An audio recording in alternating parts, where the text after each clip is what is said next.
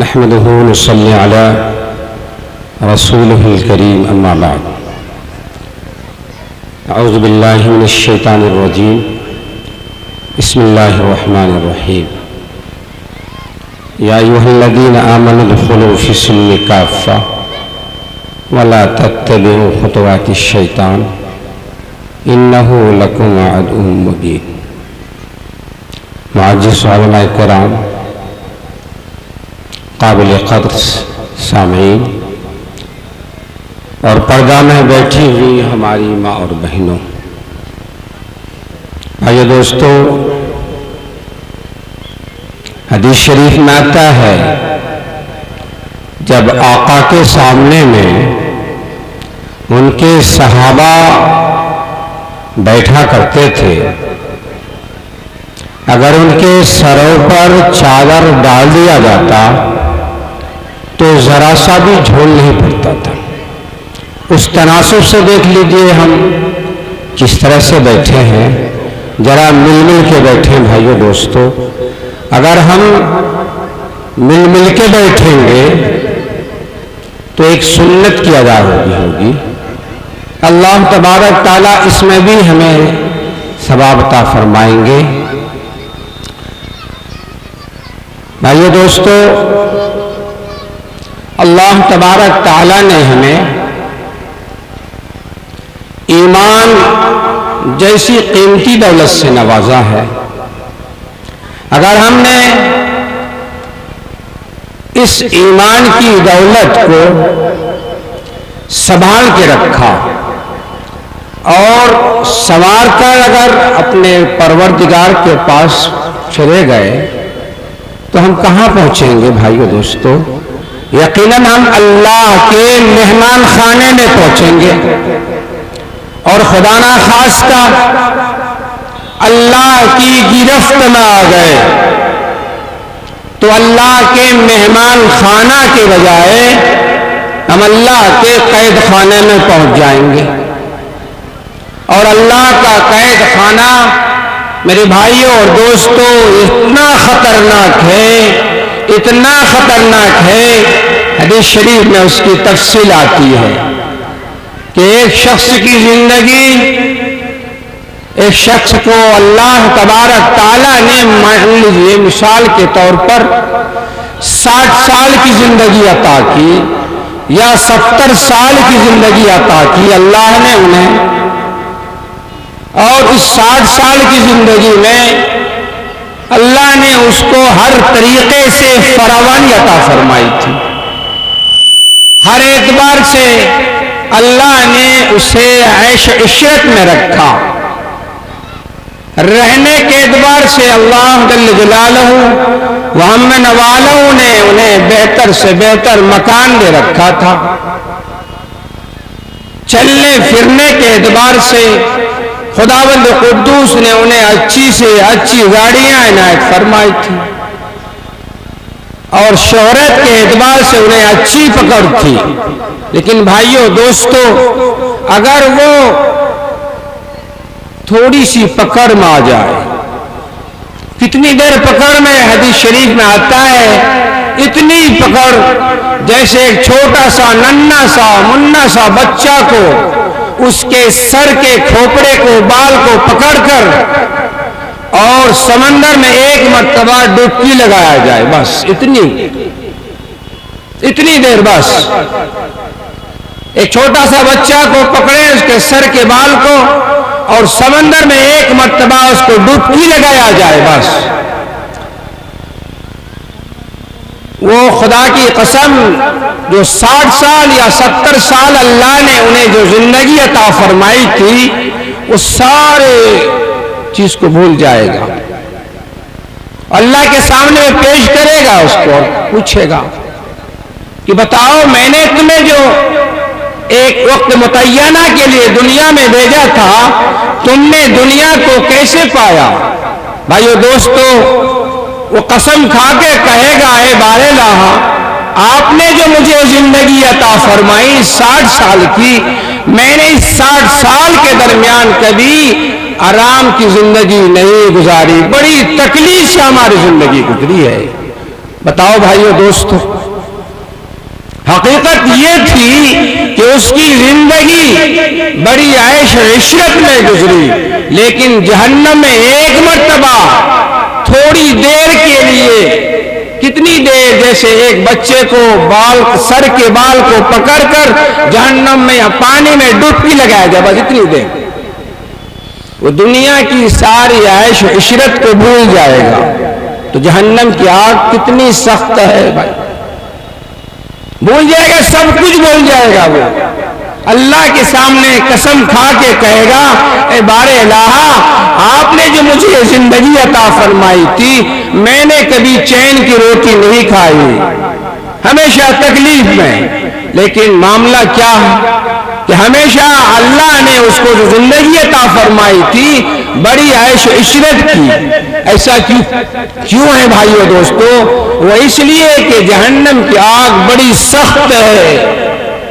بتایا جاتا ہے، حدیث شریف میں موجود ہے کہ اگر جہنمی کو جہنم سے نکال کر دنیاوی آگ میں اگر ان کو سلا دیا جائے تو اس کو نیند آ جائے گی بھائیو دوستو۔ بتاؤ کیا ہوگا، کتنی سخت ہے۔ اللہ تبارک تعالیٰ نے فرشتوں کو حکم فرمایا، کس قدر سخت ہے میں اس پر آپ بتلا رہا ہوں۔ اللہ نے حکم فرمایا کہ اس کو جہنم کو دہکاؤ، جہنم کو سلگاؤ، تو اللہ کے حکم کے بموجب فرشتوں نے 1000 سال تک جہنم کو دہکایا، جہنم کو سلگایا، جہنم کو پکایا۔ تو بھائیو دوستو، جہنم کی آگ سرخ ہو گئی، لیکن اللہ جس قدر اس کو اندر تمازت پیدا کرنا چاہتے تھے، جس قدر اس کے اندر گرمی گرماہٹ پیدا کرنا چاہتے تھے، اللہ کے منشا کے مطابق نہیں۔ پھر اللہ نے انہیں کہا اس کو جہنم کو پکاؤ۔ اللہ کے حکم کے مطابق فرشتوں نے جہنم کو دوبارہ سلگانا شروع کیا اور 1000 اور سال تک دہکایا، پکایا۔ گویا کہ 2000 سال ہو گئے جہنم کو دہکاتے، سلگاتے، پکاتے، 2000 سال۔ بھائیو دوستو، تو جہنم کی آگ سفید ہو گئی، لیکن اللہ کے منشا کے مطابق نہیں۔ اللہ اس کو اور تمازت لانا چاہتے تھے، اللہ اس کے اندر اور گرماہٹ پیدا کرنا چاہتے تھے تاکہ سزاوار کو زیادہ سے زیادہ سزا دی جائے۔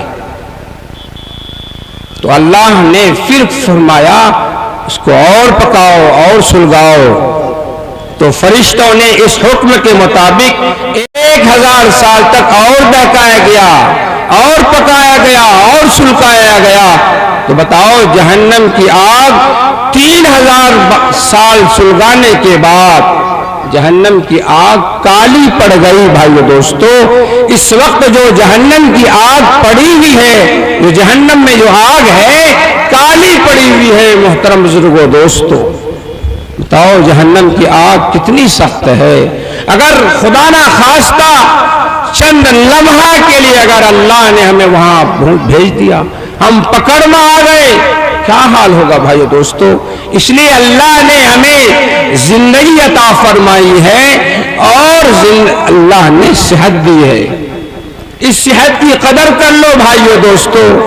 تو ہم جب صحت کی قدر کریں گے اللہ کے حکم کے مطابق اور آقا نامدار جناب محمد رسول اللہ صلی اللہ علیہ وسلم کے طریقے کے مطابق زندگی گزاریں گے تو انشاءاللہ اللہ کے مہمان خانے میں جائیں گے، اللہ کے قید خانے میں نہیں جائیں گے، اللہ کے مہمان خانے میں جائیں گے۔ بھائیو دوستو، یہ جہنم کی تمازت ہوئی، اس کی گرماہٹ ہوئی، اب بتلا دو گہرا کتنا ہے۔ آقا نامدار جناب محمد رسول اللہ صلی اللہ علیہ وسلم ایک مرتبہ عصر کے بعد اپنے صحابہ سے مخاطب ہیں، باتیں کر رہے ہیں، تو اسی درمیان جیسے پانی میں کوئی چیز گرے تو اس کی آواز الگ انداز میں ہوتی ہے اور سوکھے میں کوئی چیز گرے تو اس کی آواز الگ ہوگی۔ تو آقا جناب محمد رسول اللہ صلی اللہ علیہ وسلم نے اپنے صحابہ سے فرمایا بتاؤ یہ کس چیز کی آواز تھی؟ صحابہ نے بیک زبان فرمایا اللہ اس کا رسول بہتر جانتا ہے یہ کس چیز کی آواز تھی۔ تو آقا نامدار جناب محمد الرسول اللہ صلی اللہ علیہ وسلم نے فرمایا کہ جہنم کو اللہ نے جب بنانے کے بعد اس کے اول حصہ میں ایک بھاری بھرکم پتھر کو چھوڑا تھا، وہ گرتے گرتے آج اس کی سطح تک پہنچی ہے، یہ اس کی آواز تھی۔ بھائیو دوستو بتاؤ جہنم کتنا سخت ہے اور جہنم کتنا گہرا ہے۔ بھائیو دوستو اگر ہم ایک لمحہ کے لیے بھی پکڑ میں آ گئے تو ہم کہاں سے کہاں پہنچ جائیں گے۔ اس لیے اللہ نے ابھی موقع عطا فرمایا ہے، زندگی دی ہے، ایمان کی دولت سے نوازا ہے اور آقا نامدار جناب محمد الرسول اللہ صلی اللہ علیہ وسلم کی امت میں پیدا کیا۔ یہ بڑی ہماری سعادت کی بات ہے۔ بھائیو دوستو بتائیں آقا نامدار جناب محمد الرسول اللہ صلی اللہ علیہ وسلم کی امت کا کتنا بڑا مقام ہے۔ کل قیامت کے دن حضرت نوح علیہ السلام ہوں گے اور اللہ کا دربار ہوگا۔ حضرت نوح علیہ السلام سے اللہ فرمائیں گے بتاؤ میں نے تمہیں 1900 سال کی عمر دی، آپ نے اس اسنا میں کیا کیا؟ میرا پیغام کو پہنچایا میرے بندوں تک یا نہیں؟ تو حضرت نوح علیہ السلام فرمائیں گے بار الہ میں نے پوری عمر دعوت و تبلیغ میں لگا دی، آپ کے پیغام کو پہنچانے میں لگا دیا، اب امت سے سوال ہے۔ امت کہے گی ما جاء بشیرا ولا نذیرا، ہمارے پاس کوئی ڈرانے والا اور آپ کا خوشخبری دینے والا کوئی آیا ہی نہیں ہے۔ بتاؤ کتنا گمبھیر مسئلہ ہے۔ نبی تو کہہ رہے ہیں میں نے آپ کے پیغام کو 950 سال تک پہنچایا اور جن کے پاس پہنچانے کا حکم تھا ان امت کے پاس کہہ رہے ہیں ما جاء بشیرا ولا نذیرا۔ کیا ہوگا؟ دنیا کے قانون کے مطابق اللہ تبارک تعالی حضرت نوح علیہ السلام سے فرمائیں گے آپ کو اپنی بات کی صداقت کے لیے پکی کرنے کے لیے گواہ پیش کرنے ہوں گے۔ چنانچہ بھائیو دوستو سیدنا نوح علیہ السلام گواہی کے طور پر آقا نامدار جناب محمد الرسول اللہ صلی اللہ علیہ وسلم کی امت کو پیش کرے، جرے کرے گی ان کی امت، ہم ان کی بات کو نہیں مانتے اس لیے کہ یہ بعد میں آئی، ہم پہلے آئے ہیں۔ پھر حضرت نوح علیہ السلام کی جانب سے امت محمدیہ اللہ کے دربار میں کھڑی ہوگی اور کہے گا اے اللہ آپ سچے، آپ کی کتاب سچی، آپ کے نبی جناب محمد رسول اللہ صلی اللہ علیہ وسلم نے فرمایا بے شک حضرت نوح علیہ السلام نے 950 سال تک دعوت و تبلیغ کا کام کیا۔ اتنا بڑا مقام ہے بھائی دوست، اور اتنا بڑا مقام اللہ نے جو آپ کو عطا فرمایا ہے میرے محترم لوگوں دوستوں کہنے سننے کے صدقے میں، چونکہ اس سے پہلے جتنے بھی آقا نامدار جناب محمد الرسول اللہ صلی اللہ علیہ وسلم سے پہلے جتنی بھی امتیں آئیں اول تو اس کا تذکرہ اس کو امت کا لقب ملا ہی نہیں میرے محترم دوستوں۔ قرآن میں موجود ہے اے قوم عاد، اے قوم سمود، اے قوم لوط، آقا نامدار جناب محمد الرسول اللہ صلی اللہ علیہ وسلم کی امت کو امت ہی کا لقب نہیں ملا بلکہ خیر امت کا لقب ملا ہے میرے محترم دوستوں۔ کتنا بڑا کرم ہے یہ، صرف کہنے سننے کے بنیاد پر۔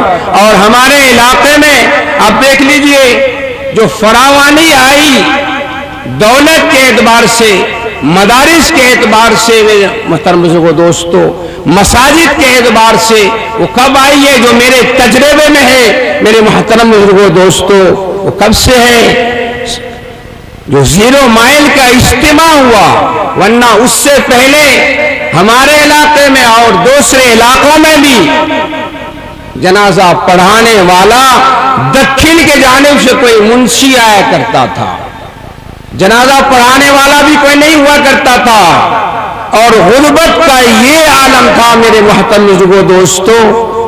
سن 84 سے پہلے غربت کا یہ عالم تھا میرے محترم کو دوستو۔ اگر سمدھی کو ایک سمدھی کو دوسرے سمدھی کے یہاں مہمانی کے طور پر جاتا تو ان کے پاس اچھی لنگی نہیں ہوا کرتی تھی، پاؤں میں چپل نہیں ہوا کرتا تھا، آریتن یعنی تھوڑی دیر کے لیے کسی سے چپل لیا کرتا تھا اور کہتا تھا مجھے میرے پاس چپل نہیں ہے، میرے پاس ٹارچ نہیں ہے، میرے پاس چھاتا نہیں ہے، دے دو، میں اپنے سمدھی کے یہاں اپنی بیٹی کے یہاں جا رہا ہوں، کل واپسی ہو جائے گی میرے محترم دوست۔ اتنی غربت کا ماحول تھا، اور یہ آج جو اتنی فراوانی آئی، سن 1984 میں جو اجتماع ہوا، اکابرین آئے، اللہ سے لو لگایا، اللہ کے سامنے میں گر گرایا، پھر وہیں سے میرے محترم بزرگوں دوستو مدارس قائم ہوئے، 2 مدارس، دارالعلوم رحمانی 0 مائل اور دارالعلوم بہادر گنج، اس سے پہلے لطیفی کٹیہار تھا۔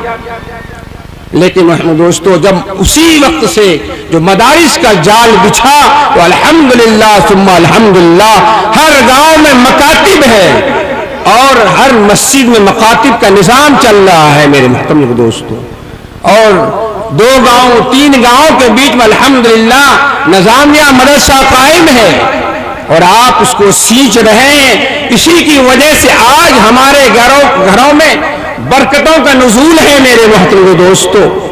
اگر ہمارا تعلق ان مدارس سے نہیں رہا میرے محترم بزرگوں دوستو تو کیا ہوگا؟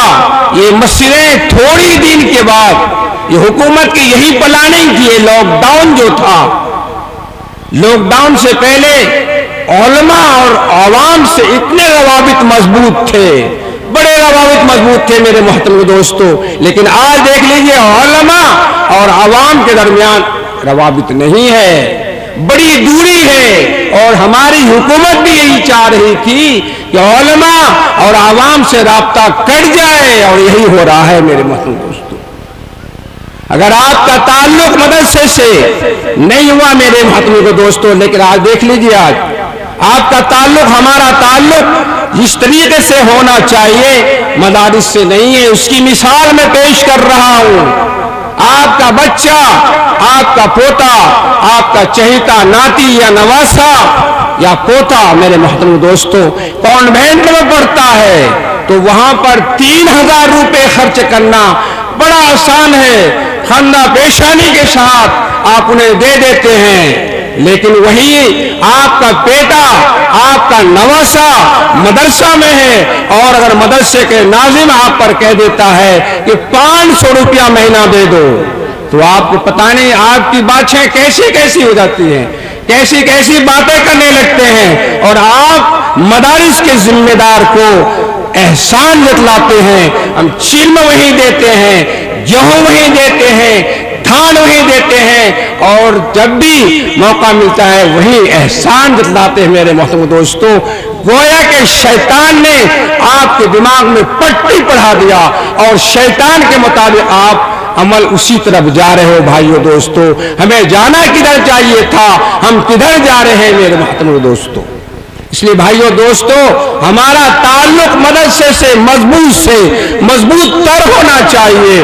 اگر ہمارا تعلق ان مدارس سے ہٹ گئے میرے محترم دوستو، سن 1947 میں، سن 1957 میں جب ہمارے اکابرین نے دیکھا کہ مسلمانوں کا حال بہت برا حال ہے، ان کے ایمان خطرے میں ہے، تو اکابرین اس وقت جو اکابرین تھے، حضرت مولانا قاسم صاحب نانوتوی، حضرت مولانا حسین احمد مدنی رحمۃ اللہ علیہ اور جتنے بڑے بڑے اکابرین تھے، انہوں نے فیصلہ کیا کہ اگر ایمان کو اپنی زندگی میں اپنی نسلوں میں قائم رکھنا چاہتے ہو، بچانا چاہتے ہو، تو مدارس کا قائم کرنا ضروری ہے میرے محترم۔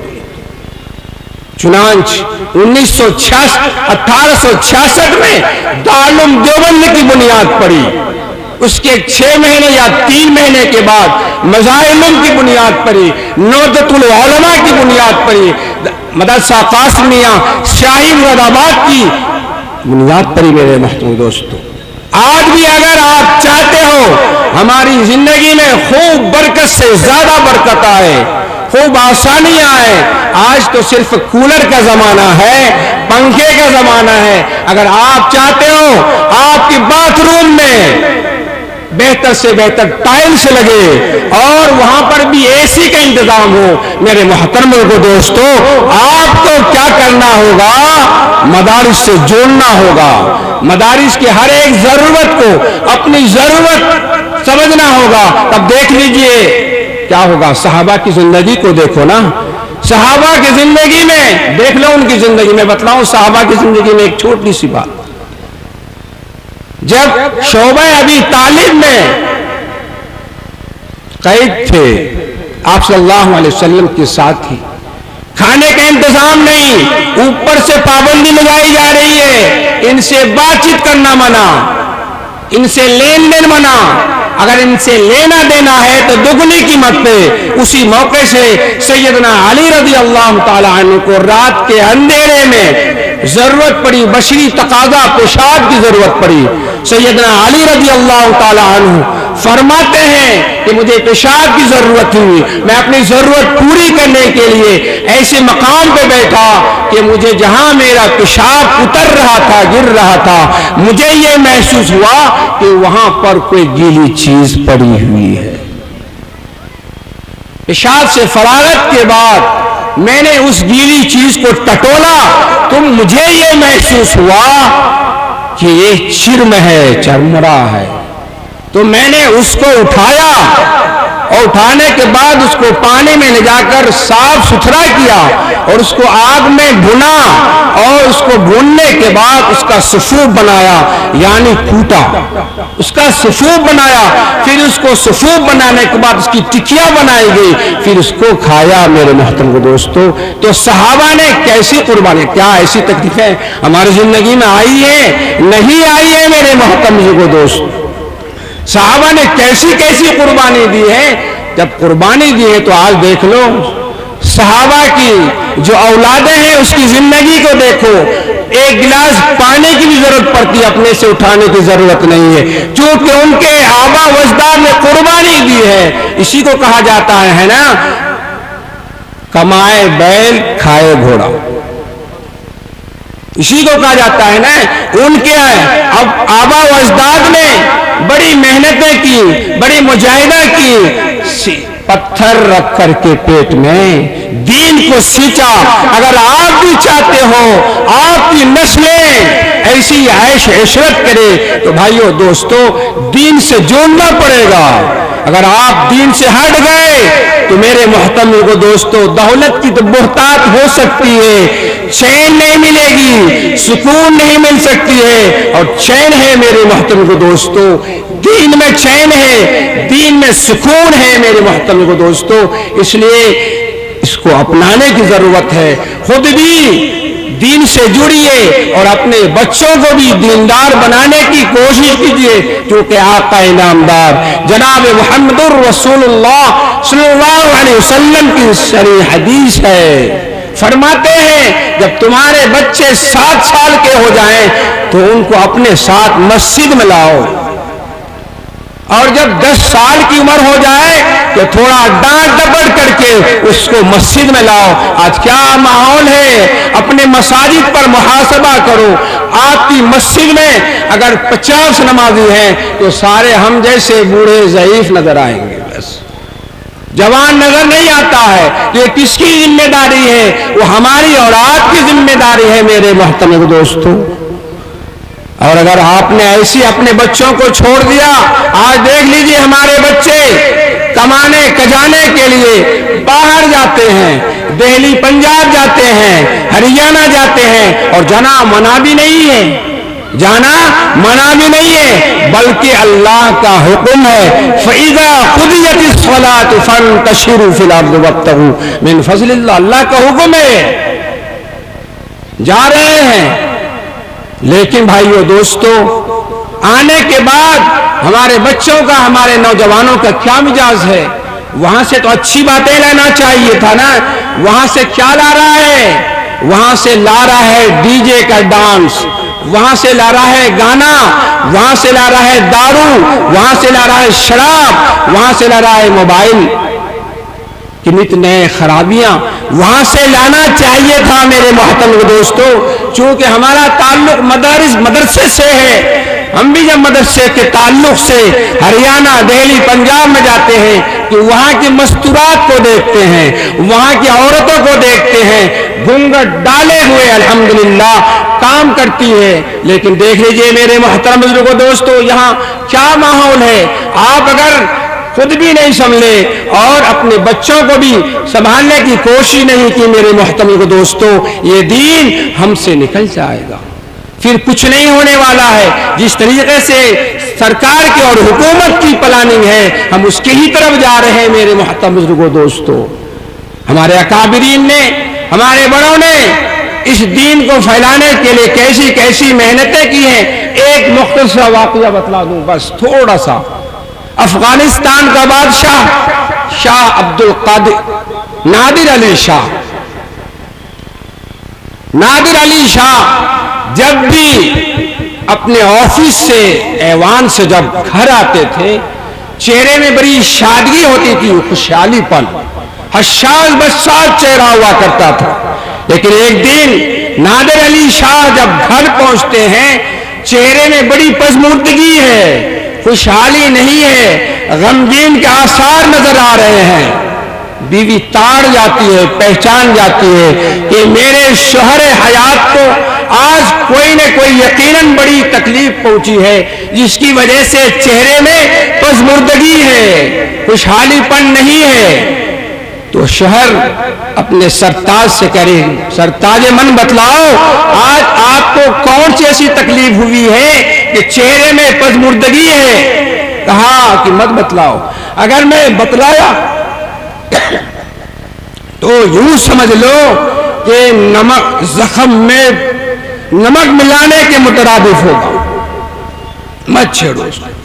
بہت ضد کیا، اصرار کرنے بتلایا کہ دشمنوں سے مقابلہ تھا، تو میں نے سوچا کیا میں اپنے دوسرے سپہ سالاروں کو بھیجوں لڑائی کے لیے؟ میں نے تمہارے ہی نقطۂ کو، یعنی میں نے اپنا لڑکا کو فوج کا کمانڈر بنا کر بھیج دیا۔ ابھی خبر آئی ہے کہ تیرا لڑکا یعنی میرا لڑکا دشمنوں کو پیڑ دکھلا کے آ رہا ہے، جس سے مجھے بڑی تکلیف ہے۔ وہ ان کی والدہ یعنی ان کی شریک حیات بیوی کہہ رہی ہیں، حضور ایسا ہو ہی نہیں سکتا ہے کہ تیرا لڑکا، آپ کا لڑکا دشمنوں کو پیڑ دکھلائے، ایسا ہو نہیں سکتا ہے۔ ہاں لڑتے لڑتے جام شہادت کو پی سکتا ہے، سینہ میں گولی برچھا کھا سکتا ہے، لیکن دشمنوں کو پیٹھ نہیں دکھا سکتا۔ قسم کھا کر کے پھر عورت کہہ رہی ہے، ان کی بیوی کہہ رہے ایسا ہو ہی نہیں سکتا ہے۔ یہ آپس میں میاں بیوی میں جو تکرار چلی رہا تھا، قاصد دوسرا قاصد آتا ہے اور خبر لے کر کے آتا ہے، کہتا ہے حضور پہلی جو خبر تھی غلط تھی، سچ یہ ہے کہ آپ کا لڑکا فاتح بن کر کے آ رہا ہے۔ تو اب بادشاہ سلامت پیچھے پڑ گئے، اب کہنے لگے، اب اصرار کر رہے ہیں اپنی بیوی سے، آخر کیا بات تھی؟ کون سا الہام تمہارے پاس آ گیا تھا کہ تم نے ڈنکے کی چوٹ میں کہہ دیا کہ میرا لڑکا دشمنوں کو پیٹھ نہیں دکھا سکتا ہے؟ کیا بات ہے؟ جب بہت زیادہ ضد کرنے لگے، فرمایا کہ جب یہ لڑکا جس کو آپ نے کمانڈر بنا کے بھیجا تھا آپ کے نطفے سے میرے رحم میں آیا تھا، اس وقت سے میں نے کبھی متشابہ شبہ والے غذا کو میں نے کبھی استعمال نہیں کیا، مشتبہ غذا میں نے کبھی استعمال نہیں کیا، حلال روزی استعمال کی۔ آپ کی دسترخوان سے جو مجھے روزی ملتی تھی میں نے کبھی اس کو استعمال نہیں کیا، ایک بات۔ دوسری بات یہ تھی جب یہ بچہ میرے شکم سے دنیا میں آ گیا، جب بھی اس کو بھوک لگتی تھی میں نے جھٹپٹ اس کو دودھ نہیں پلایا، بلکہ میں وضو کیا کرتی تھی، اللہ سے فریاد کرتے کیا کرتی تھی، اے اللہ اس بچے کو دیندار بنانا۔ تو بتاؤ بھائی، تو بادشاہ سلامت سے کہہ رہی ہے کہ جس بچے کے لیے میں نے اتنی محنتیں کی تھی، اتنی مجاہدہ کی، بتاؤ وہ بچہ دشمن کے سامنے میں سرنگوں ہو سکتا ہے، لیکن آج کے حالات کے تناظر سے آپ دیکھو کہ آپ بھی میری ماں بہنوں، آپ اپنے بچوں کے تئیں ایسی محنتیں کرتی ہوں؟ نہیں بھائیو دوستو، نہیں کر رہے ہیں، بلکہ موبائل کے سوئچ کو آن کر دیتے ہیں۔ اس لیے ہمیں ضرورت ہے کہ ہم اپنے بچوں کو دیندار بنائیں، جس طریقے سے ہمارے پروجوں نے محنت کی ہے ہمیں بھی اپنے بچوں کے ساتھ محنت کرنا چاہیے، کریں گے انشاءاللہ۔ اللہ تبارک تعالی کہنے سننے سے زیادہ عمل کی توفیق عطا فرمائے۔ آخر الدعوانا ان الحمدللہ رب العالمین۔